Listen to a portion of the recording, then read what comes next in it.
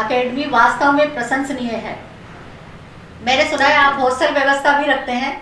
Girls और boys की defence अलग अलग है, तो हॉस्टल के बारे में भी बताएंगे कि बच्चों को हॉस्टल में कैसे लगता है और आपने उनको क्या क्या फैसिलिटी दे रखी है। यस मैम, हमारे यहाँ पर गर्ल्स एंड बॉयज के अलग अलग सेपरेट हॉस्टल्स है, और हॉस्टल नहीं अमेजिंग, बहुत ही शानदार। एक बार अगर आप आ जाओगे। बिल्कुल सुना है सर, मैंने बच्चों से मैं मिलती रहती हूँ तो बच्चे बड़ी तारीफ करते हैं हॉस्टल की, इसीलिए मैं जानना चाह रही हूँ। बिल्कुल मैम, मैं जरूर बताना चाहूंगा कि हम जो चार्ज लेते हैं, हम जो चार्ज करते हैं, हमारे पास कोई भी बच्ची अगर आती है तो उसके मात्र 6,500 रुपए लेते हैं, जिसमें उसके खाना पीना रहना पढ़ाई लिखाई फिजिकल सब कुछ है, जो कि एक नॉर्मल पीजी के लिए भी इससे ज्यादा लेते हैं। लेकिन उसी के अंदर हमारा जो पीजी है वो एक नंबर ऐसा शानदार है कि कई तो ऐसे अचंभा करते हैं, आश्चर्य करते हैं कि ऐसा कैसे हो सकता है। मैंने भी किया था सर, जब मैंने बच्चों से सुना, गर्ल्स से सुना कि हमारा स्टार सिटी में हॉस्टल है, तो मुझे लगा वो पास एरिया है, हॉस्टल उसमें कैसे हो सकता है, लेकिन वास्तव में ये एक बहुत अच्छा पॉइंट है।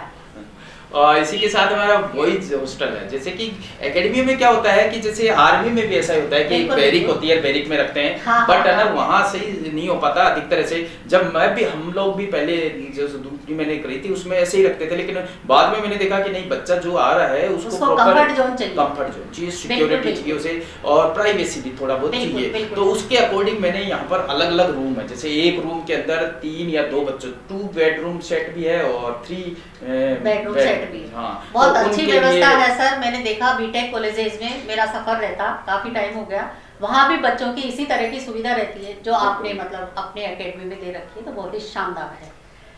अब आप ये बताइए सर कि आपका जो जर्नी चल रहा है उसमें आफ्टर ट्रेनिंग, जैसे ट्रेनिंग का में तो आप कोच होते हैं, एज ए कोच होते हैं तो आपको स्ट्रिक्ट रहना पड़ता है, आपको डिसिप्लिन भी चाहिए, लेकिन आफ्टर ट्रेनिंग जो बच्चों का और आपकी ट्यूनिंग होती है वो किस तरह की होती है? ट्यूनिंग एक बहुत ही अच्छी ट्यूनिंग है। वैसे मैं फ्रेंडली भी रहता हूँ, बट जब मैं एज ए कोच होता हूँ तो बिल्कुल कोच होता हूँ।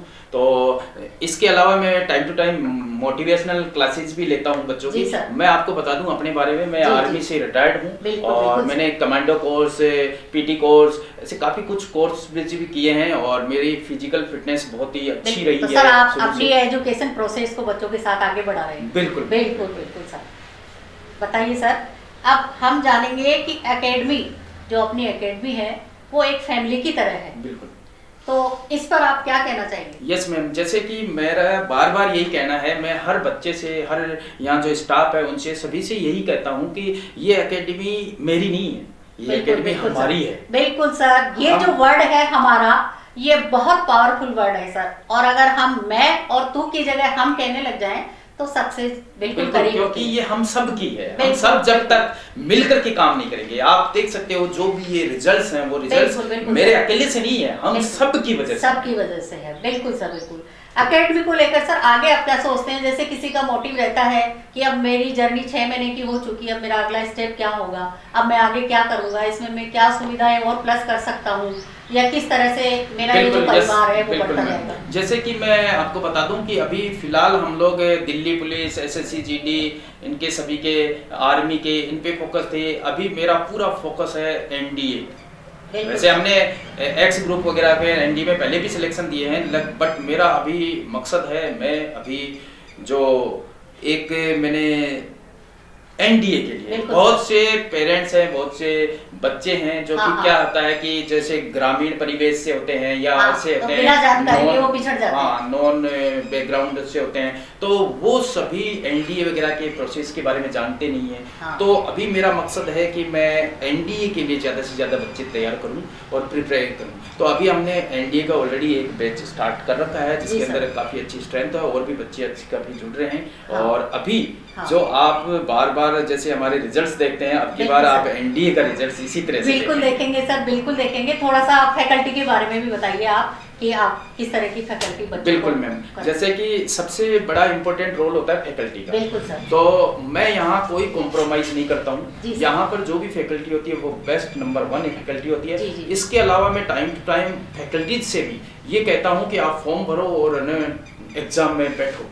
तो हमारी कई फैकल्टी जैसी है जिन्होंने कई एग्जाम्स क्लियर किए, ताकि इससे क्या होता है कि जो न्यू पैटर्न है, जो बिल्कुल बिल्कुल सर, अगर पैटर्न चेंज हो रहा है, आज का सिनेरियो चेंज हर 1 महीने 2 महीने 6 महीने साल महीने में चेंज होता रहता है। तो जो सिलेबस चेंज हो रहे हैं, जो टेक्निक चेंज हो रही है, जो तरीके पैटर्न चेंज हो रहे हैं एग्जाम्स के, वो इन्हीं से ज्यादा पता चलता है, जिसका कि वो बच्चों को और ज्यादा बेनिफिट। बिल्कुल बिल्कुल सर, आपका कहना है कि आपकी फैकल्टी इस तरह की है जिसने असफलता का स्वाद चखा है और वो सफलता के लिए कटिबद्ध है। बिल्कुल, कांग्रेचुलेशन सर आपको आपकी जर्नी के लिए, और आप हमेशा सफल रहे।